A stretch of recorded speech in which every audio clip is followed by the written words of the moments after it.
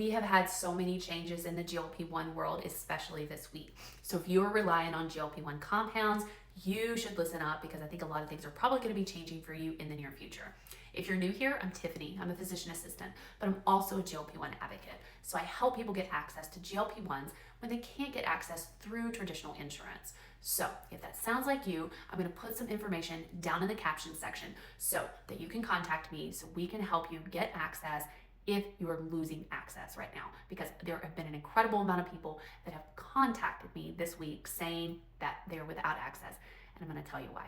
So let's get into, first of all, what happened this week. So the compounding pharmacy ProRx, they have been abruptly shut down. Part of this was because of an FDA violation that they received back in the fall. This violation had a lot to do with some unsterile conditions that they had been found to have during an inspection. However, I do think that a part of this was because they were one of the very few pharmacies that were still compounding pure tirzepatide, meaning that it had no additives in it. Now, this was a pretty risky move for them because this was in direct violation of the patent laws now that tirzepatide and semaglutide are off of the shortage list. I would say most compounding pharmacies have moved over to a more customized situation where they are putting at least one additive with the GLP-1s so that they are not exactly the same as the branded. Now, to my knowledge, ProRx and Hollandale were the two pharmacies that were still producing the pure version of these medications.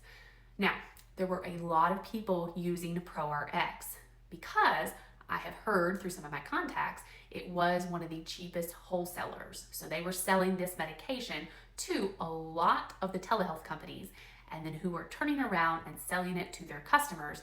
And so a lot of these places are going to be scrambling to get medication for their clients. So there's going to be a lot of people who are without medication or losing access to medication. And I've also had a lot of people reach out to me this week saying that they were on the pure version and they're looking for another source for pure medication. And my unfortunate news to these people is that I'm afraid that to really get pure medicine with no additives, your options are going to be pretty limited. For the most part, you're probably going to have to switch over to branded medication. Financially, a lot of people are just not able to do that. So I think it would be a good idea if we run down some of the options of the additives and talk about each one, talk about what they do, and talk about who should avoid certain ones just so that you'll know what you're getting into. Because not all the additives are bad, but not all of them are good either. And more importantly, not all of them should really be mixed with a GLP-1. So let's get into these additives and then you can tell me in the comment section which additives you've used and which ones you've had good or bad experiences with. Let's start with one of the most common additives that I see, which is B6, also known as pyridoxine.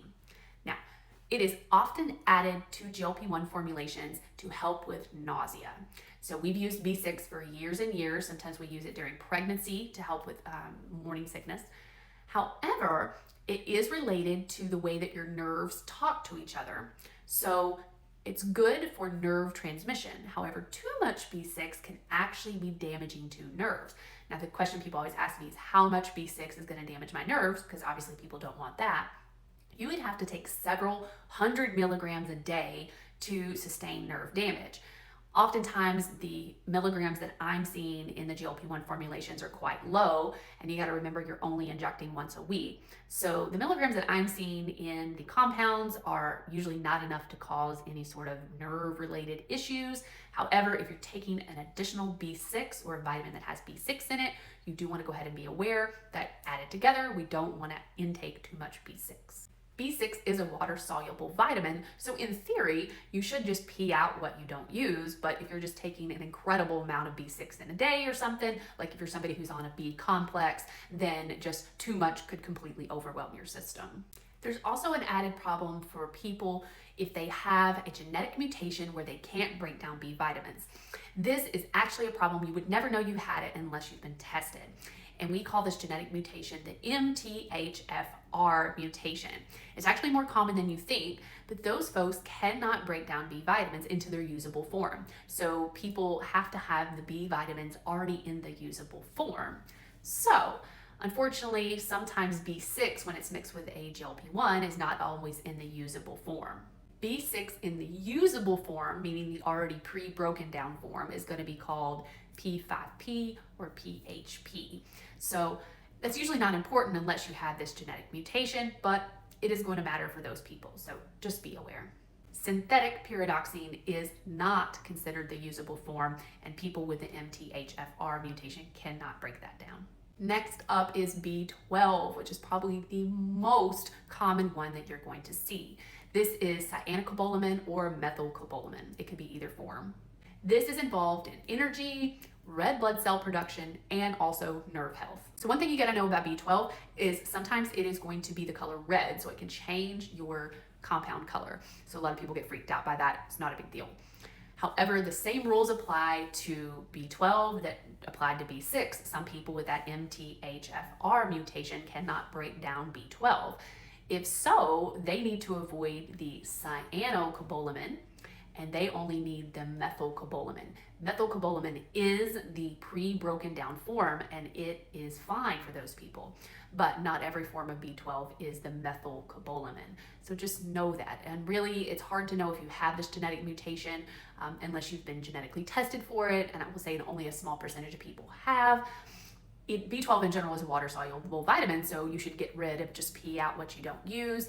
Very, very, very high doses of B12 can sometimes cause a little tingling in your fingers and toes, but it's not permanent. Next up is L-carnitine.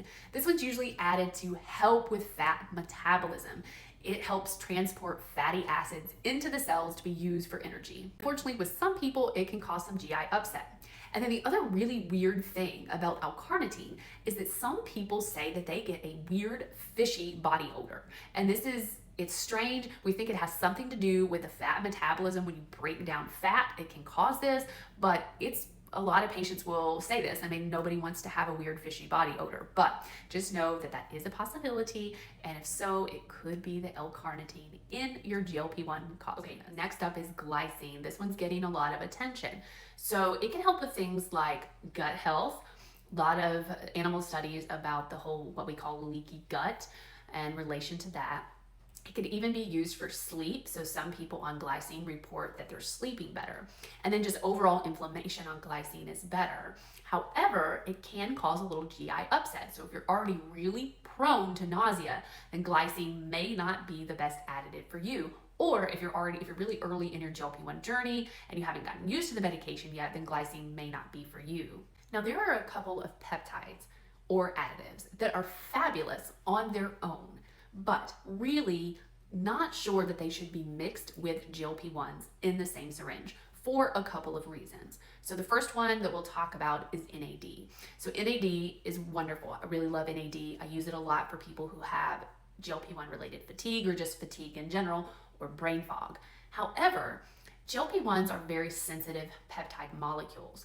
They don't always play nice when you mix them together with other medications. And NAD is one of those things that we're really not sure that if you mix them together, that it works well. The other reason that it may not make sense to mix them together is the dosing, because NAD is generally taken several times a week, where GLP-1s are ideally taken about once a week. So it doesn't really make sense to mix those in the same syringe because it could affect the integrity of the GLP-1 medication, and you don't really want to inject a GLP-1 multiple times a week. Now, there are people who do what they call split dosing, but honestly, most people, that's not really the way you want to do a GLP-1. So mixing NAD is really not something that we recommend on a regular basis. Glutathione. Glutathione is another medication peptide that I love. It helps with oxidative stress. It is considered the master antioxidant, and I actually use glutathione myself. But it is also another one that is questionable to actually mix it together because it is also a sensitive molecule, and GLP-1s are sensitive. Putting them together is not always the best idea. Glutathione is also, as far as dosing, needs to be taken several times a week. It just doesn't make sense to mix it together with a GLP-1 that's taken once weekly.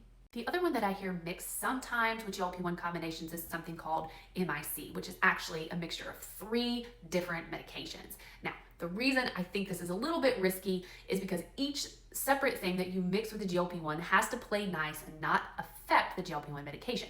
When you start mixing 3 different things with the GLP-1, you're taking a risk of affecting the GLP-1 medication. Ultimately, at the end of the day, we want to make sure that your GLP-1 is working, and the additive that we mix with it is just supporting the GLP-1, not affecting its ability to work. So MIC is supposed to be used for fat metabolism, but I do think mixing it together is not a good idea. MIC used on its own, fine, but put together in the same syringe, for me, not so much. One that I did forget to mention that I have seen some is B3, which is also called niacinamide. Now, it has the same issues because it is a B vitamin. Some people have trouble breaking it down if they have that genetic issue. But it can be used for nerve health and metabolism. However, it also can cause flushing. So because of this, it's not a good additive if you're already having issues with being perimenopausal, menopausal, having hot flashes. Like, this is not what you want to add onto your regimen. So I have seen B3 added into certain people's formulations, but it's not near as common. Like it or not, GLP-1 compounding is changing. The days of getting a pure GLP-1 without any additives are probably coming to a close. So we need to make sure that if you're getting a GLP-1 with an additive, it makes sense for you, it's not causing you any bad side effects, and it's not affecting the integrity of your medication. Let me know down in the comment section, are there any additives in your GLP-1s right now that I didn't include in this video? If so, drop them down there and we'll talk about them on the next video series. And if you are struggling because of this whole ProRx thing, let me know, because I have plenty of options for you all that we can explore if you are having trouble with access. But we may need to explore which compounds are right for you and which additives are right for you, but we can do that. So again, I'm Tiffany. I'm here to help you. Just let me know what you need.